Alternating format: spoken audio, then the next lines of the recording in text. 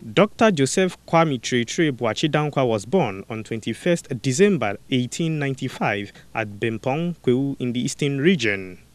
A historian, lawyer and a politician, Dr. Boachi Danquah is credited for putting forth the idea of giving Ghana its name, which was hitherto called the Gold Coast. He also helped to found the Pro-Independence United Gold Coast Convention, UGCC, which is considered the first political party to be established in the country. He was one of the Big Six, distinguished persons who contributed immensely to the attainment of Ghana's independence, but later became one of the primary opposition leaders to the then Ghanaian president, Dr. Kwame Nkrumah, when he contested him in the presidential elections as flag bearer of the UGCC. His lifetime contributions to nation building earned him the name Doyen of Ghana Politics. On 4th February 1965, the death of Dr. J.B. Danquah was announced. He died as a political prisoner and was buried within 24 hours, depriving family and loved ones the privilege of giving him a befitting burial. We worked together with the people of this country and asked many questions. On the day when his lifeless body was driven here, guarded by Pawuli, was not supposed to mourn. And the church where he was eulogized and then buried later was given 30 minutes to do that. We don't want to make this day a sad one. We just want to celebrate a great son of our country. His death brings back memories, but his death, I think, unified this country.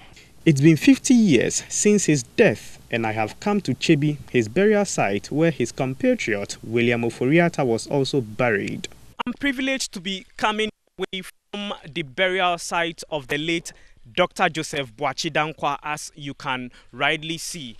And in fact, he died about 50 years ago. This is not the best of state the great man should be in. We are exhuming this and sending the whole body to Adadiantem, Chebi, where a whole royal mausoleum or a whole proper mausoleum is being built to lay him in it. Hilda Danquah, one of J.B. Danquah's children, says she gets aggrieved whenever she remembers the circumstances surrounding the death and burial of her dad.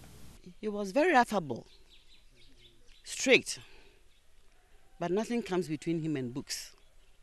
If you prepare to read and go by the literature you've learned, once again, you are his darling. Anything short of that, find your level. I saw you weeping earlier. The question is why? I won't stop weeping. So this question can be asked every other day. So long as I remember how he died and what he died for, I'll never be at peace with myself. But the good Lord knows the best. So I'll say thank you, Lord. That's all I can say.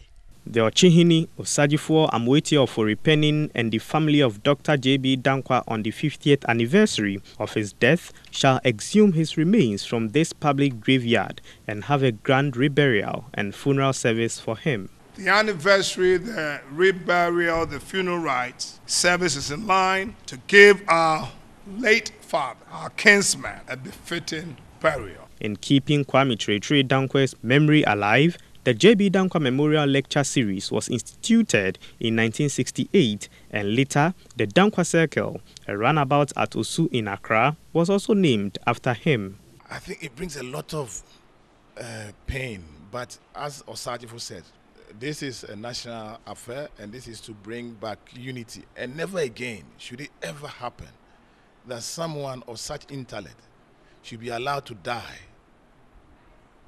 in a condemned cell without fair trial, and they have to be given only 24 hours to be buried.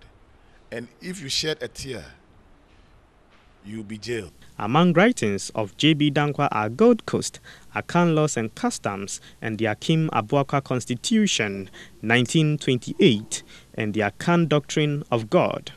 For Metro TV News, this is Gabriel Obudai Torgbor-Ashong reporting.